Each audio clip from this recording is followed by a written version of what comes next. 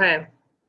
Awesome. So welcome to week 4. Obviously, there is a lot of a lot of work being completed by everybody in the program.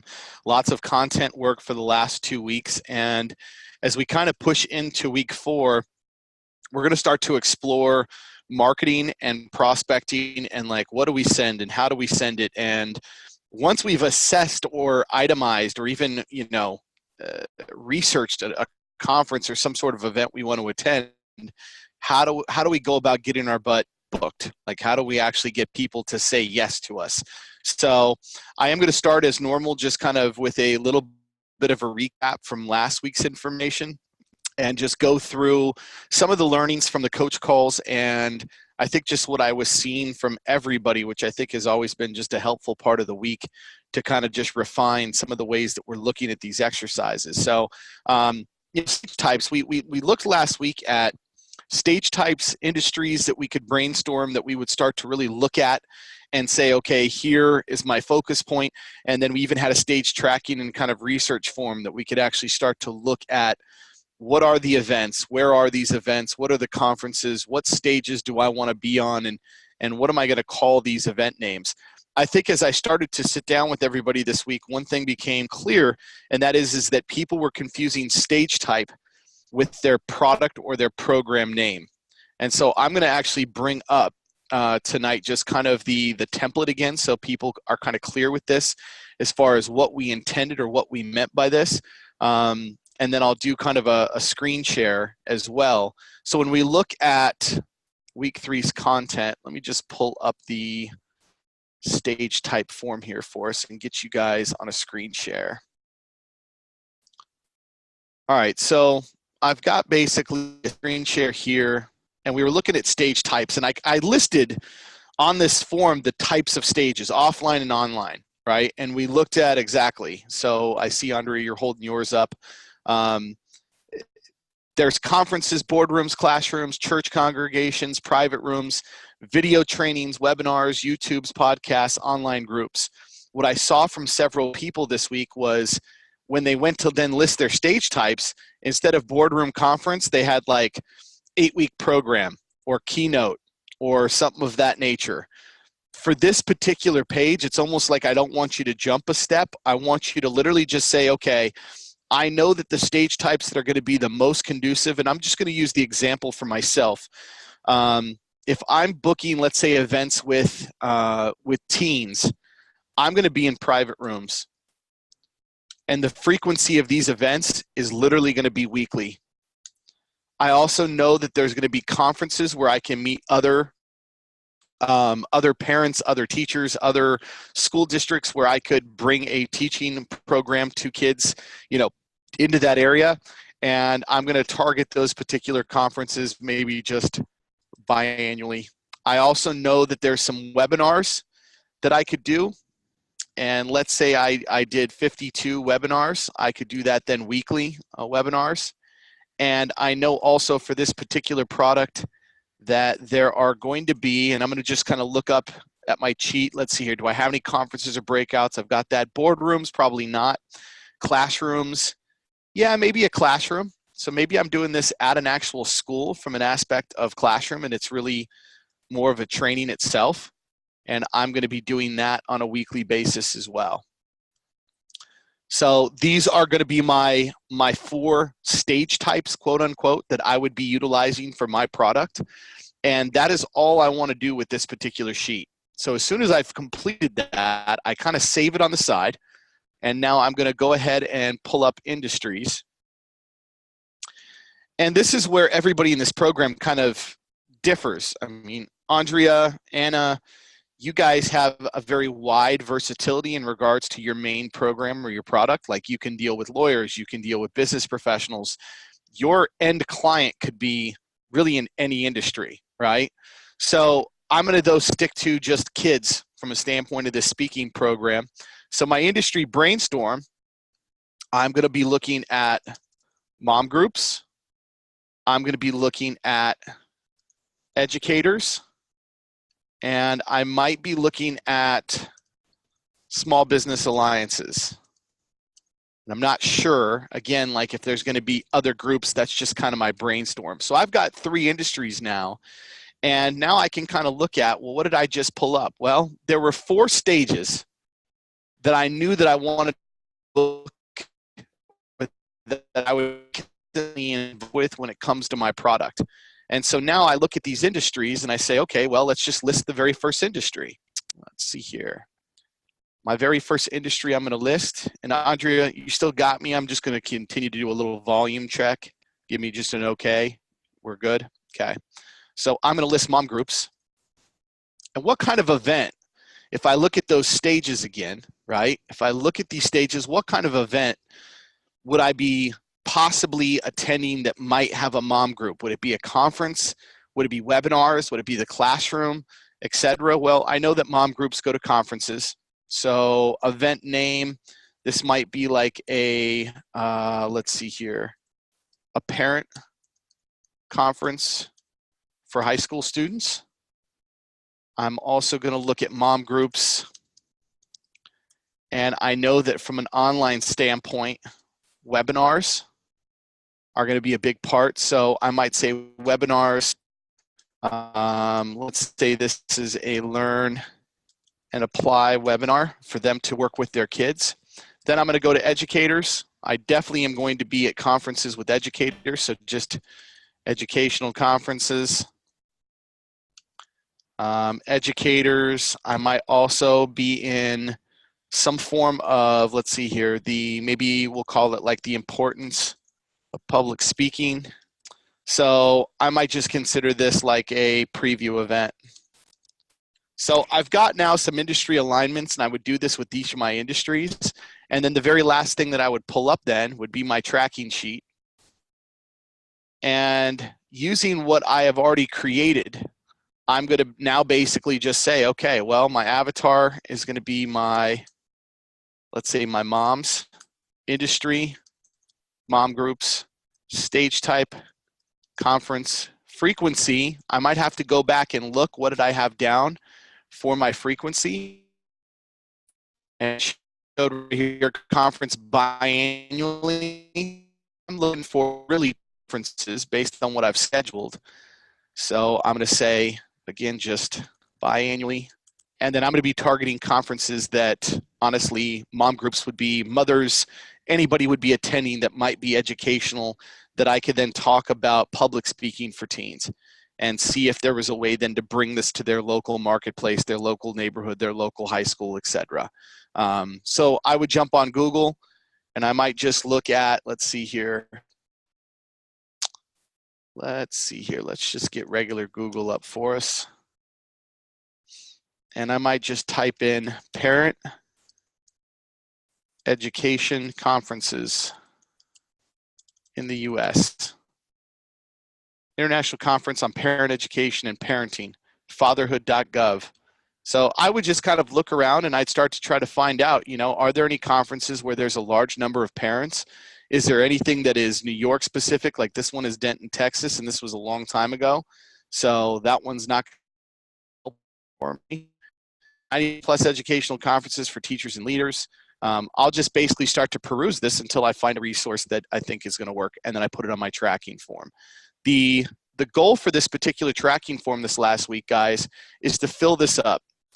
If you want to have 30 events this year, then we want to make sure that you have probably 60 events that you can target. Let's say it's not a conference, though, that I'm targeting. This was a big question from IFOMA, was let's say my avatar, and let's use actually IFOMA's avatar. So his avatar is real estate agent. Industry is obviously real estate. His stage type is going to be private room. And frequency of this private room is going to be, let's call it monthly. And what he's trying to put together are preview events. So I'm going to type in preview event. But he wants to host it with a company, like with a mortgage company, with a bank. So I might say preview event with Chase Mortgage. And so I know right now that I want to book a preview event with Chase Mortgage.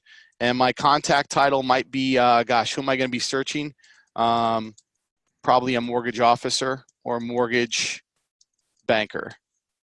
And so those are the types of individuals now that I would be reaching out to call to begin my search to set up this kind of private room event where we're trying to invite real estate agents in. I'm doing a preview. Chase is doing a preview. It's kind of a nice cooperative event, and he's looking to do those on a monthly basis. So this is just a way for me to kind of start that input and start to track all the types of events I want to do throughout the year. So if you have to review this, this video or this week's kind of intro here, it will be helpful from an aspect of just looking at these stages and making sure that last week's information was accurate. Couple notes on this. Your brainstorm of industries can be vast. Like you could have 25 different industries. And Andrea, I know that you have a variety of different clients and industries you could approach, but that doesn't mean that that's going to be your focus, right? Having a lot of industries just makes it so that I'm never without a stage that I'm trying to book. I should never have zero, right? If I run out of stages, it means that I need a new industry. I need a new target for clients. So if you run out of events for attorneys or the law profession, I need to then look at where does my avatar also exist? Who else is a gatekeeper to my avatar that I can start to target for this particular type of program? Any questions on that? And I'll take you off mute just to make sure that you're good.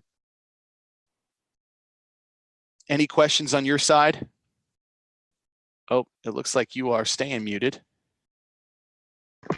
There Sorry. you go. No, I think I'm good. I followed up from our coach call, and I sent out probably about 25, 30 emails to people today to law offices and a bunch of places that I had on my list saying, hey, per our conversation, what types of things do you think your audience would be looking for, and who do I need to talk to about speaking gigs? Some of those places on my list, you had to be licensed in like Georgia and Indiana.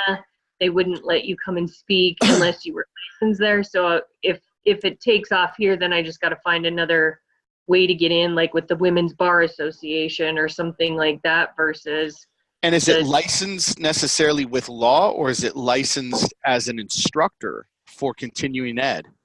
No, they wanted somebody licensed with like the Georgia Bar Association or the Georgia Trial Lawyers Association, that type of thing.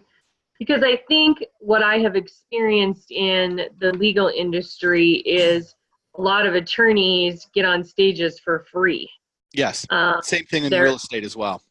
They're not charging, or they don't get paid for speaking for that. It seems like the bar associations and stuff are looking for somebody to come and speak for free. Now, when I go and listen to another criminal defense lawyer speak and they're talking about evidence or how to cross-examine, I have no reason to hire them, and they're not pitching anything at the end. So I just maybe think I have to look at some other avenues versus just the general bar association type thing.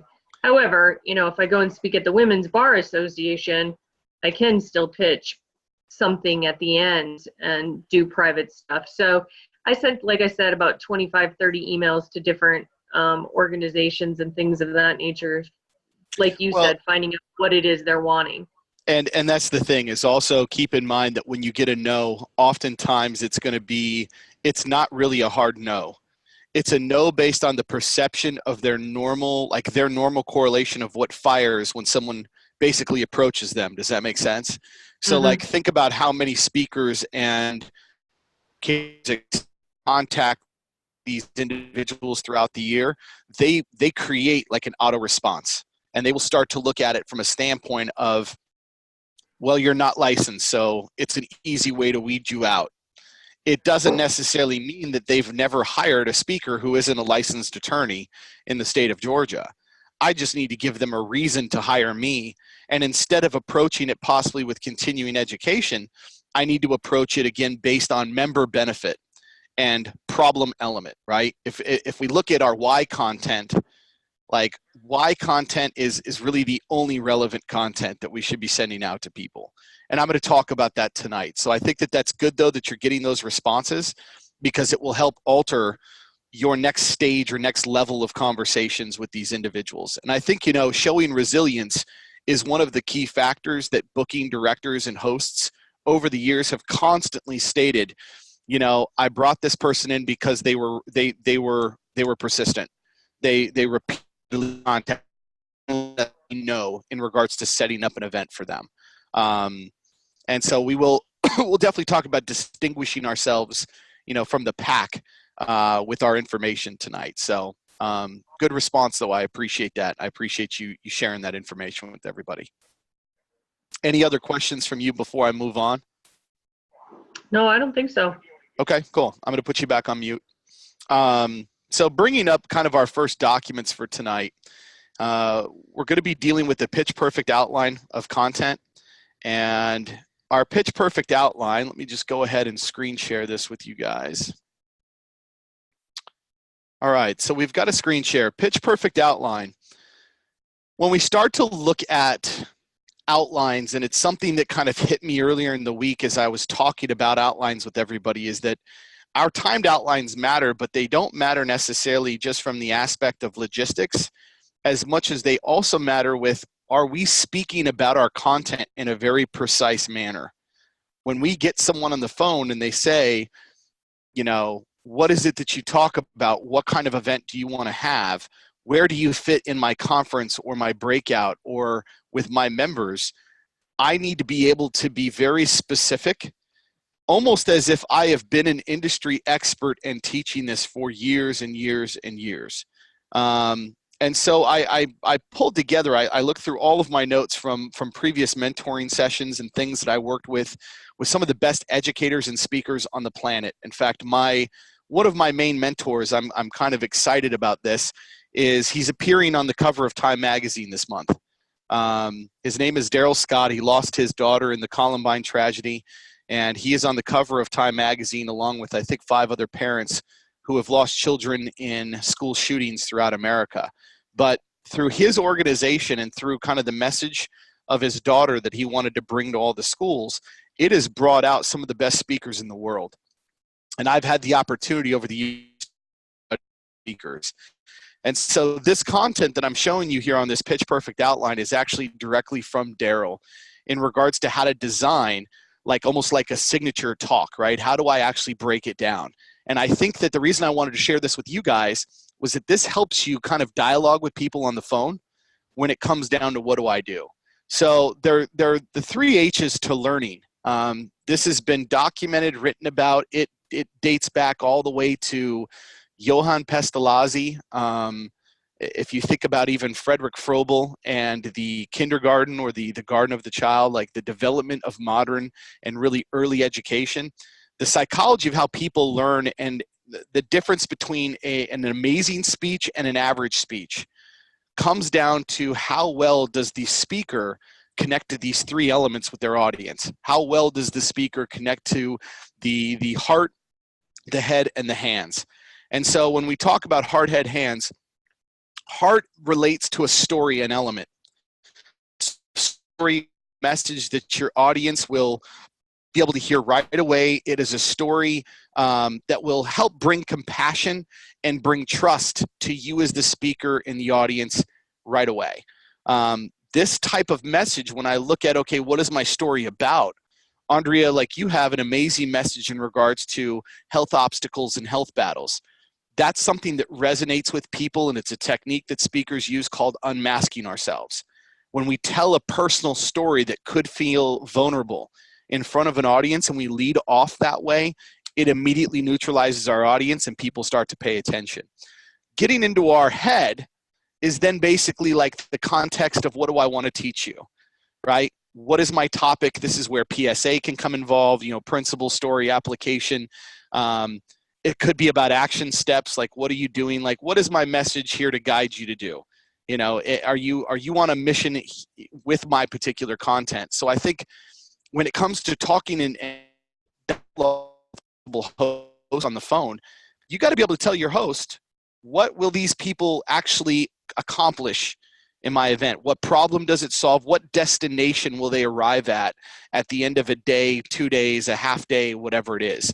And this helps me map out the main critical points of this, similar to how our message and our topic mapping helps with this. Our hands is application, action. Where do we go from here with an audience? Right? So I tell you this story, I capture your attention, you start to gain trust, compassion for me. I give you some really amazing and unique, credible problem-solving type content for you. And then at the end, it's kind of like, all right, well, where do I go? So this hands, again, from a standpoint of dialoguing with hosts, this is the call to action. This is the takeaway pieces. So here's what they're going to learn. Here's how they're going to apply it. This could be something that you're giving people. For some speakers, this is an application. This is a software. This is something that they're taking with them as far as a series or that's learn. And then your slogan is kind of like your mission statement shortened, right? So like my mission statement as a consultant for years was making complex simple. That was my entire element around, complex simplified. Your journey starts here. In regards to StageDive. Whatever your slogan or your pitch statement is, should be how you kind of finish your conversations with everything, and everything should lead back to your main problem-solving content. So I'm going to give you guys this pitch perfect outline this week. It's something that I want you guys to take a stab at because I do think it will help with the marketing stage or the marketing process for us. Let me go ahead and pull up our next item though. Let's see here. Our campaign recipe. All right, so we start to look at what do we send? What do we need as speakers to send out? What are other speakers sending to people? What is kind of the industry standard? First off, some background on this. This particular content, evolved it, reworked it. This is the type of information that was used to book thousands of events every single year with about 4 different agencies and with about 150 different speakers. So different speaker bureaus, different agencies that represent speakers, Rachel's Challenge, their marketing division. I sat down with all of these geniuses and was like, how do you put people on stages in the volume level that you do? So like I'll give Rachel's Challenge as just a sample. Rachel's Challenge did about anywhere between 800 and 1,500 events on an annual basis. That's a lot of events, and that's a lot of clients, it's a lot of customers, it's a lot of pitches and lots of sales. And so I sat down with their director of the marketing side, which was a for-profit company separate of the nonprofit. And I said, what do you do? I paid him several $1,000s to kind of lay out everything that they had that they pitched each speaker in order to get. And so this may seem like a fairly in-depth or robust package, but if you want to know how to really impress every single conference, every single host, every single person who's holding the dollars from you, this is what you want to send. So press kit, speaker box, speaker packet. It's called a couple different things. It'll be the first thing that I'm going to review with you guys tonight. It says this is a mailer piece that you would send in the mail to every top stage and company you would like to speak to or work with. This should contain a personal letter, a speaker one sheet, or a promo brochure. Okay, I'll show you guys an example of that here in a minute. A flash drive with a promo video or samples of your speaking. If you don't have that, it is okay. It's something that you'll develop as you continue. We'll talk about, though, how to create a short sample video that doesn't require you to be a graphic designer or to have any sort of real video at all. Testimonials, books, resources, anything else that helps basically you stand out. This is what's considered a press kit, a speaker box, or a speaker packet. Professional speakers, guys, are sending these out in the hundreds. The problem with it is that they're not applying all of the other rules that we've talked about up to week 4. So we've talked about the fact that when we approach a stage, that personal letter should not be a blanket template letter. It should be personal to that person, that company, that conference. It should talk about exactly what problem you're solving and why it's in alignment with their conference. If we're not doing some of the other elements of sales, sending this stuff out is just going to follow the rule of numbers, and you're going to have to send a lot of these things in order to be successful. But if you follow some of the other rules and we focus on problem-solving content and really meeting the needs of our target hosts, this will make you guys shine. You guys will stand out like a sore thumb in regard to the competition. So basically, you've got this speaker box, the speaker packet. When I show you guys a speaker one sheet, keep in mind a promo sheet. Speaker one sheet was typically a one-pager, still referred to as a speaker one, but no longer. I wonder if I have it here. I do. So here's like a speaker resume or speaker one sheet that I've used in the past. You'll notice basically here, so first page is just like a bio. It's just basically like a headshot. They like to know that who they're hiring has some sort of charismatic, good smile, a look to them when it comes to putting you on stage in front of people. I have notable experience in regards to just my skill sets. Most of this is about myself being a speaker, a trainer, a coach, a founder of businesses, etc., in many different backgrounds, and then professional registrations that I've earned over the years. Programs that I provide: leadership, negotiation, revenue, time management. To be quite frank, this is too much if I'm targeting somebody. This is a very general one that I might send to a speaker bureau, but this would not be something that I would want to send specifically to an event. If I was trying to get on the stage for leadership, the only thing on here would be a promo detail about leadership. And what I would probably have on this page, I'll show you guys an example of my promo one pager for leadership. Let's see here, power. No, let's see. Here it is. So this is a one pager just on the power of positive leadership that I have. So instead of that one page of my content, it would be this page as basically the translation in my promo packet. So this would be in there as well as my resume, and that speaker resume would also have the last page, just again, any sort of content, photos, anything that was career defining moments. If there had been big events that you had spoken at, you know, I have keynote speaker West Point, negotiations over 8,000 participants nationally, Rachel's Challenge, Emmy award-winning group that I was a part of. We brought home an Emmy at Rachel's Challenge. Spoke in my 46th state, hit my 400th speaking event. Everything on here is about speaking accolades. So it doesn't have to be 4 pages. It can be 2 pages. It could be just a speaker, literally just a one page that talks about your content, your promo, and yourself all on one page. But this is something that is just an example that I'll post to our group site so you can see this. I did get the question a couple weeks ago, actually, from someone who I was working with on just developing some content. They said, well, where do you design this stuff? I'm not a designer. I'm not a graphic designer. How do we go about finding some of these things if we don't have the budget yet to do it? So the very first place I go, and I'm going to share this site with you guys as well, is just Canva. And Canva is the most amazing design site that is free on the internet. It is by far my favorite design site. So if I want to create a design, first off, these are all my designs. Let's say I say create design. And I want to create, let's say, a flyer. So I'm just going to create a flyer.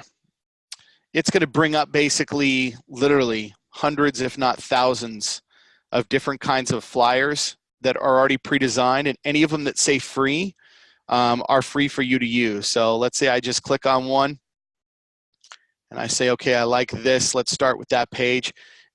This just gives me a layout, and I can say, well, I don't want this section, so I can just delete it. I can change and edit and alter. If I don't like the colors, I can change the colors, you know, to anything that I want. It is just an easy, downloadable, free site. I can then just say download this flyer, and it asks if I want to download it in a PNG like file or a PDF print quality standard email. You guys can play around with this, but I'm going to give you guys access to Canva from a standpoint of designing a speaker one sheet, because that's where I do all of my design work. So from logos to websites to even my presentations when I'm in front of a group, they have templates for everything that you can possibly imagine and it stores all of your designs online, so you don't have to worry about storage or file space on your computer.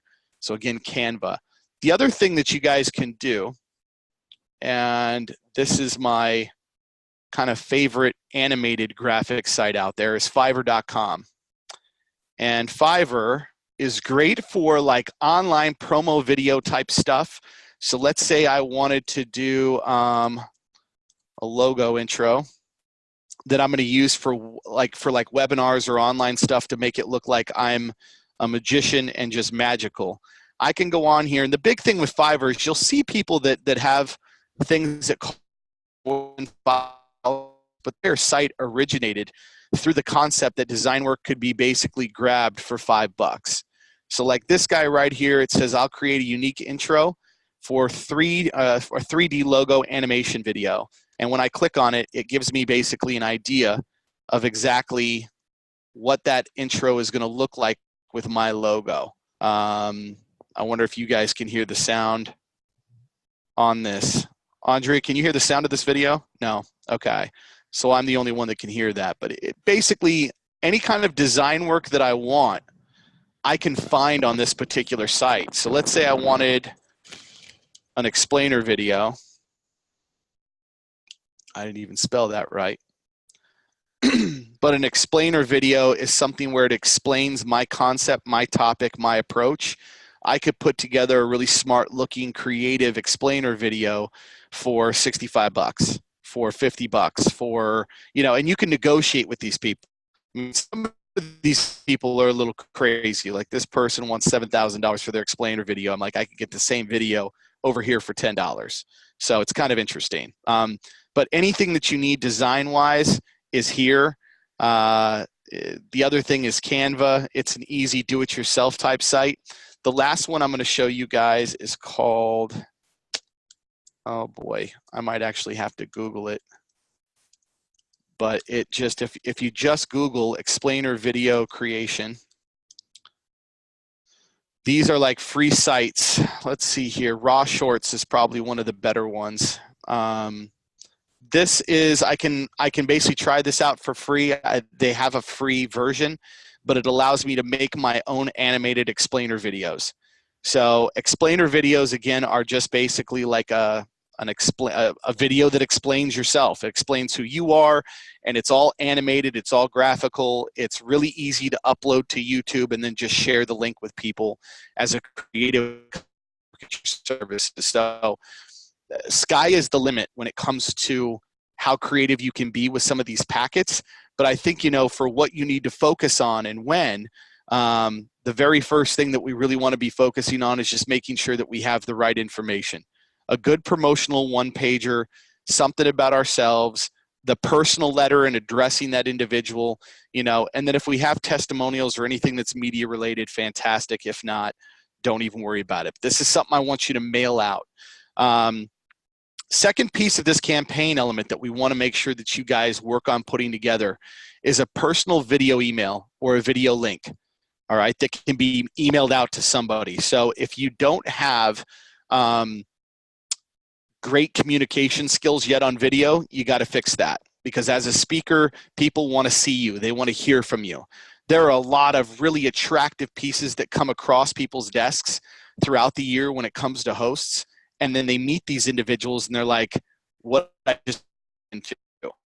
So hosts have learned, if you don't have any video content, if I don't have a way to talk with you, Skype with you, see you in some format, they're going to be skeptical hiring you because they haven't seen you speak yet. So this personal video email, and I've given you guys an outline on this, video should answer a few important questions. What's your background and experience? Why you like this specific company, why you want to partner together. Like what is it either about this event, this company, this board, this association? What is it about them that you really like, and why do you want to partner with them? And then passionately explain your message. This should be no more than 2 to 3 minutes, all right? You are going to do this for every single client that is out there. So either get really comfortable with using your phone, or get really comfortable with YouTube, or get really comfortable using just your computer from a video standpoint. Now, I don't like to suggest things that cost money. I don't. because I like to keep budgets super, super low. But when it comes to video email, BombBomb, BOMB, is by far the best software out there when it comes to this necessity for you promoting yourself as a speaker. It is one of those systems. I wonder if it actually allows me to do a, let's see here what it says for features. It's basically a video email system. It encrypts the video so that it is very, very small size to be able to send. You can basically use it almost as a CRM. So you can put hundreds of contacts in here. I can do a personal video for one person. I can do a video for an entire group. But this is all email video. This is their only job as far as this product is concerned, and they are the best in the marketplace. This type of software, though, if you're going to be interfacing with a lot of stages throughout the year, this is a must. Either get really good with the camera and be you know, clean with using YouTube, which I recommend because it's free. Where you don't have to worry about the uploads. You can just turn on your camera, talk, press email or press send, and it's off. So I'll leave that kind of there for you guys, but I'll also post that on the group page tonight. So we got personal video email. The questions are there. And then a lead harvesting sequence. I'll tell you why this is important here in a minute. But a lead harvesting sequence is, let's say I don't get in touch with somebody on my first attempt. I want to move them to some place where now they're going to consistently hear from me. So for instance, Andrea, you had, you know, some no's that came in from, you know, different boards, resources, etc. I still want you to change that approach, and I want you to go back to them and try a couple different ways of getting in the door. But if it fails, it doesn't mean that I'm done with them as far as marketing. I'm just going to put them now on more of a long-term kind of harvesting sequence. And so that harvesting sequence, what I'm going to have you guys just kind of brainstorm is, would I be sending people? How often would I be publishing material? Is it going to be like a newsletter? Is it a video blog? Is it something where it's webinars? Is it emails? Am I just going to keep up with them via social media? You know, how is it that I'm going to harvest and continue to touch base with people? There are as many opinions on this as there are processes and models out there for it. So what I'm going to give you guys is just the rule. It's called the 2-7-27 rule. And that is that people need to hear from you twice a year. That's 2 actual phone calls where you're talking to them. 7 times throughout the year, they need to receive something from you that is specific to your content. 7 times throughout the year. And then 27 times it takes for someone to see your name with your brand to actually retain it so that they say, oh, Andrea is a speaker and works with horses in regards to healing. Like 27 actions correlating you with those 2 things before the brain is going to catch it and say, yes, I've got it. I remember her. This is what she does. I correlate her with that industry. So 2-7-27 is the easiest little sequence that I can teach you guys. How you go about sending things to people, it's up to you. I've got a lot of different annual contact plans that I could share with the group. Maybe we'll do that on a one-on-one basis in regards to your coach plan. Campaign recipe, your opt-in video onlines. One of the things that was requested in previous groups was a video opt-in. How do I put something online to start to attract people? So let's say you want to host that webinar. You're like, Mike, I can't get booked on stages yet. I need people with bar associations and attorneys who want to come and just reach out to me. I'm going to continue my reach outs, but I want something online where I can post this on Facebook and it's designed to sell. It is designed to get people to opt in and want to contact me.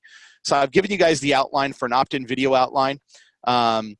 Your video, like an example here, would be a 3-part series of teaching speakers how to more stages. The action would always be attending StageDive as the program. So whenever you look at your call to action, Andrea, for you would be attend my immersion program, right? Same thing with Anna for AFOMA, it would be, you know, attend my particular 8-week GEM series training. And so my problem-solving title is something I'm always going to lead with, and I'm always going to lead and close with the same exact thing in every video. And then I might do 3 videos, I might do 1 video. But my value piece number 1, my value piece number 2, my value piece number 3. What am I willing to give people that is free, that is valuable, that deals with my content and solves whatever the problem is that I state in the video? And then call to action is at the end of the video, I'm saying, this is where you need to go next. Maybe it's set up a strategy call with me so we can talk about how my services can help. Maybe it's set me up with somebody in your company. Maybe it's attend my program. It really depends on what you're doing. But I'm giving you guys this outline so that you can create online marketing aspects as well. And on your individual calls, we're going to be focused on this type of stuff for the next 3 weeks. So it's not like everything I'm throwing at you tonight is just going to be a one and done. We're going to be working with this consistently. So this is our campaign recipe. The next thing here that I want to make sure we look at, probably one of the most important pieces, is our marketing sequence. So we talked about the kit. Hey, Mike. Yeah, go ahead. Can I interrupt you and go back Absolutely. and ask a question? I'm not sure I understand the video thing. You showed us the website where we could make the video, but then you talked about on the doing it on your phone, and then what, uploading it to YouTube right away or attaching it to an email? I'm confused about that. Yeah, so let's say, okay, I'm going to just kind of keep the video or our marketing sequence up on the screen, because this might also help fill in that blank. So let's say the very first thing I'm going to do is send something out to somebody, right? And I know that might take 2 or 3 days to get to them. And so I'm going to send that kit out. And the very next thing I'm going to do is I'm going to send the personal video email, all right? So if I have BombBomb, it's easy to do. If I don't have BombBomb, what I'm going to do is I'm either going to use my computer like I'm using right now, and I'm going to record a video of myself using YouTube. Does that make sense? And I'm going to have that link in YouTube as an unlisted video. That way the general public can't find it. The only people that can see it is someone who I give the link. And then I'm going to send an email to that contact with that link. I am not going to give much information other than enough information to make myself relevant in regards to the introduction. And so that video email is kind of like, hey, I wanted to reach out in regards to an event idea or the conference that you're hosting or whatever it is. I have a personal video message here for you that explains my services, this, this, and this. I'd love to set up a strategy call to discuss this further, right? And that's going to be basically my email pitch then with a video link. So the video link would be my YouTube video that I uploaded. It requires an additional click. And in the world of funnels, marketing, and online clicks, that's a lot, right? So I do recommend BombBomb because when they receive that email, the minute that they open your email, the video plays. It doesn't look spammy. It doesn't look like a virus. It doesn't look like those things. Does that make sense? So embedding the video as the email is the best way to go. If not, I still want to use the link, but just know that there's going to be, a high percentage of time that people don't click on the link. They may respond and want to set up a call, but I may have to send another email just to prompt them to actually watch the video. Does that make sense? But from a professional standpoint, getting on video with them is a notch up above all the competition. Your average competition out there, guys, is sending a digital packet to you as an email attachment and saying, book me. That is their approach. And so when you send something in the mail and they physically get it, it's one of those aspects where if I got an email the day prior that said, hey, by the way, I'm sending you a media packet in the mail. And by the way, there's a video right here that I'd like to introduce myself with, and I'd like to set up a strategy call. That looks like someone who is top notch. That is not, Joe Schmo who just started their public speaking career tomorrow. That looks like an agency, a bureau, somebody who just reached out to me and is doing this from a very professional standard. So send it out. I know it sounds time consuming. I know it sounds sometimes even expensive to have to, put the stamps and make the prints and doing all of that. But if you're trying to get booked for $2,500, $5,000, $10,000, it's worth the $30, $40 that you're going to put into that packet to really impress someone from a standpoint of sending it out. So in that personal video, 2 really important things. I want to make sure I mention the box. It helps bring credibility, and when they do receive it, it reconnects them to the email that I just sent. So even if they don't respond right away, they then get that media kit and they're like, oh, this person sent me an email, and they remember that. And they're like, let me look back. Oh, here they are. Let me respond to them. And so make sure that you mention the box almost right away in that email, and then create a reason to speak to you. You know, don't give them everything there is to know about your product and your promotion and everything that you want to do on stage. Like, that's better suited for a phone call.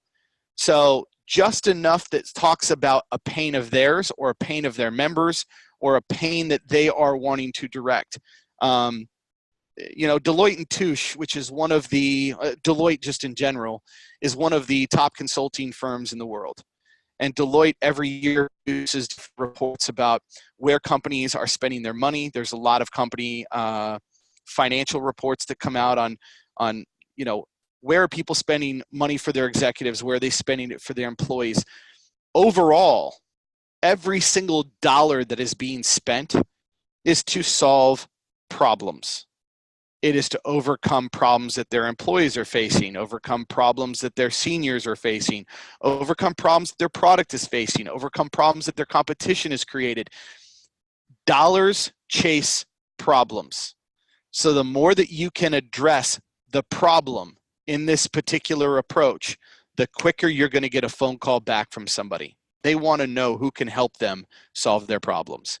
So setting up a strategy call, I like to call it a strategy call versus just a pitch or something of that nature, because the strategy call kind of suggests that I'm going to be helping you. Oh, go ahead, Andrea. Hey, before you go on to this strategy thing, one other question with regard to the media box. You talked about books. Do we only send a book that's potentially relevant? Because I've written now 3 books. And so it's like, do you send them all? Do you only send one? Do you send the most recent? What? Great question. So no, I don't send them all. I'm going to send one that at least is, so for you, let's say you're crossing over law with healing and horses. So if you wrote a book, number 1, on healing, I'm in. If you wrote a book on horses, I'm in. And if you wrote a book on law, I'm in. Okay. Any of those 3 would pertain to somewhat of your topic, and it would show that you are an author, and it would allow me to see your words, your perspective, etc. So something that would showcase your intention of what you're getting this person to do. If I wrote a book about driving skills or the safety of seatbelts, I'm not sending it, because it has absolutely nothing to do with anything that I'm trying to get booked for, right? If I wrote a children's book, who cares? So if it is relevant, send it. If not, don't worry about it. You can cite it, you know, as an author to show some background in regards to copy and content that you've published out there. That's totally fine. But actually physically sending them a copy, only send it if it's relevant to the event you're trying to obtain. Okay. So setting up the strategy call, what's in it for them? That needs to be the focus of the call.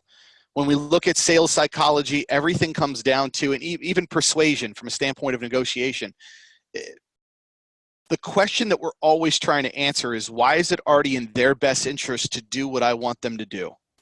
Why is it already in my target's best interest to do what I want them to do, which is book me?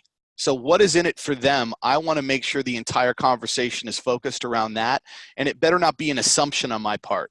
It better be them leading the conversation, me doing a lot of listening. If for any reason I can't connect at this stage, this individual is going in my harvesting sequence. So if I get stuck right here, I've sent out the packet, I've sent several emails, I've called, I can't get them on the phone for a strategy call, they're moving to my harvesting sequence, and I'm going to try to get them back in touch with me through that harvesting sequence. If I do have a strategy call, strategy calls, don't expect on your strategy call that you're going to close, that you're going to actually get the event booked right there, have dates, times, etc. Keep in mind that there's probably a second, a third, sometimes even a fourth call that will need to happen for that. By your second call, you can close and definitely get a yes, but there's a lot of details that still have to be hashed out. So after my call, very first thing you're going to do is send a thank you email. You want to make sure that thank you email says thank you, and you want to partner up. Re-stress the fact that you want to work with them. If you really want to stand out again and be consistent with your theme, send a thank you note with a gift that says the exact same thing. Thank you, I want to partner up. Send also a follow-up email about the gift after you've done that, if that is the direction you decide to go. Email promotional materials, as you're getting further down the road, if you still haven't got a yes yet from them, send them out an email that has a promotional material element. Again, maybe more testimonials. Make them kind of like the hero of their event. For them, this is all about them shining and really being able to, this should be easy for them. So I might send them a portion of my training. I might say, hey, check this out. This is something that I want to do with your members. Or how do you think your members will relate to this part of the training? I'm almost making the assumption that they've already said yes to me, and I'm already starting to plan now the event, and I'm sending them pieces of the plan.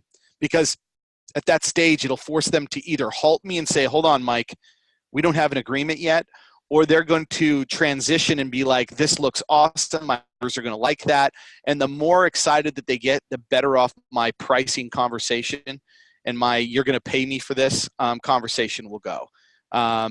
Last but not least, on the 8th step is going to be your closing call. If you haven't already closed at that stage, the next call is make sure that you wrap it up and you close this particular client. So again, this is rule of thumb.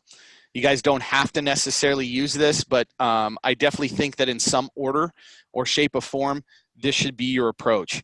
And like I said, this is research, guys, that has been done from some of the best agencies and really kind of event or speaker bookers that are out there that charge speakers 50, 60, sometimes 70% of their stage fee just to get them on stage. These are the types of things that they use to book those stages. So this comes from a very high caliber group of individuals that I'm providing for you guys. So I will be posting tonight all material to give you guys just kind of a rundown here. And in the text box, I'm going to post what I want from you. So the very first thing I want you guys to do is I just want you to review and work the first sheet, which was basically the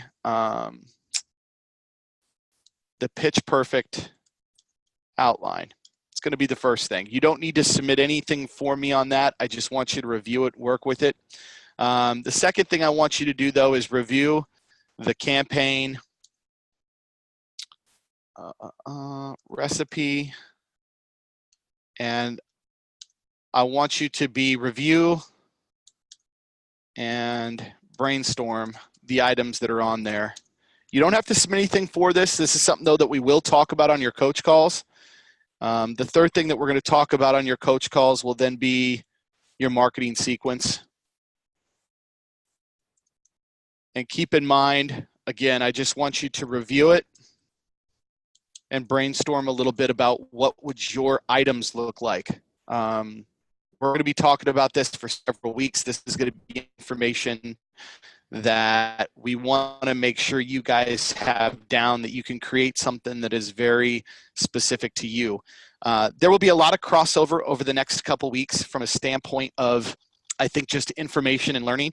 We are going to be going back and forth between scheduling stages, looking at events, researching, to then pitching and prospecting and calling people and creating stuff that is a part of our marketing protocol. So think about it as the next couple of weeks, there's going to be a lot of main pieces that you are going to be developing and putting together. It's not going to look perfect. It's going to look fairly choppy. But the idea here is that the more we work with it, the more we refine it, the better that these pieces are going to get. And the more you're going to get experience of using these pieces with actual clients so you can see some of the results. This next week and the week following are also great weeks for us to talk about specific events. I know, Andrea, you've already brought one to my attention that you want to work on booking specifically for yourself. So if anybody else has stages that they want to book, let's work on them. Let's use those as your actual farming ground, and let's get you guys actually worked into those events so that you guys can see things actually get scheduled and up on your board. So I think that's kind of it for my content tonight. I will, again, Andrea, I know I don't think you're still on mute. So any No. other questions from you tonight before we sign off? Yeah, one last thing. So both Anna and I spoke at our annual conference for, it's called our summit, where we can get CU credits. Mm-hmm. And so I'm wondering, can I take that and maybe break it up and chop it up into some sort of a promotional video? 100%. Absolutely. Okay. I mean, think about it this way. Most speakers, that are doing keynotes, portions of their keynote, if not all of their keynote in broken up portions, is somewhere on the web or somewhere flying around out there. So typically, the more that I can record of me doing pieces, we'll just put it all together for someone so that they have all of us on one take, right? We want a 2-minute, 3-minute video. A lot of online research, in fact, shows if you can keep it under 2 minutes, you'll have a higher viewer retention. You'll get more views on it. But under 2 minutes gives me the chance to teach you something, maybe one principle, tell a story, show you how it's applied, and that's what's going to be out there as far as a promo. Best types of backgrounds in regards to this, if you want to film it for a promo, is an all white or an all gray background. So that means just like a wall, make sure that you have a light not behind you or on the side of you, but actually facing you, that is behind your camera. Not necessarily to the point where the camera casts a shadow on you, but something where there's light hitting you. It'll give you the best type of video quality for a promo. There's also a very inexpensive, I wonder if I have it here. There is a lapel mic that you can buy at Apple that actually comes with, it's already got the built-in lightning cable to the lapel mic. It plugs into the phone, and it's a lapel mic that goes then to the shirt. And I bought just like a little tiny tripod that I can basically position right in front of me. I can put my cell phone up, and I basically have the lapel mic, so I'm not using the actual microphone on the phone. It just sounds a little bit more distorted. I use a lapel mic, and I can video and get really high quality content, sound, and video by just doing that. So there's some simple ways that we can transform our home just into our studios for the purpose of promo videos. We don't have to go to a studio. We don't have to have some pro do it. Just get comfortable in front of the camera. The more repetition that you have, the better your videos will get. I promise that. Okay. So I'm assuming we can order that lapel mic thing off of Amazon or Apple or something. Yeah. Okay. The biggest thing is that you want one that is like a smartphone lapel mic. Like this headset, obviously works. I can put this into my phone. I do my coach calls with this headset on, but then I've got a headset in the video. The lapel mic just sits here, and it's got really, really great quality. It's got a digital synchronizer on it that helps with distortion, helps with a lot of different things when it comes to just picking up voice. So that is something you can order online through Amazon. The tripod's something you can order through Amazon. My tripod came with actually like a little wireless remote that takes like the picture or pushes the picture button. So it's an app that I downloaded, and it just connects via Bluetooth. And so I can have the video in front of me, and I could just push the button, and it automatically starts to record. I also got really comfortable with iMovie. Just being able to drop a video down so that I could cut it and shorten it a little bit and change just the volume or the enhance the sound a little bit or get rid of background music. And then I can upload that directly to YouTube as well. So there's a lot of different things that we can work on depending on your need. And as you're going through those things, if you get stuck, we'll just work on it one-on-one. Okay. All righty. Awesome. Okay. Well, I am going to go ahead and stop our recording for tonight. And Andrea, we got others that will be seeing this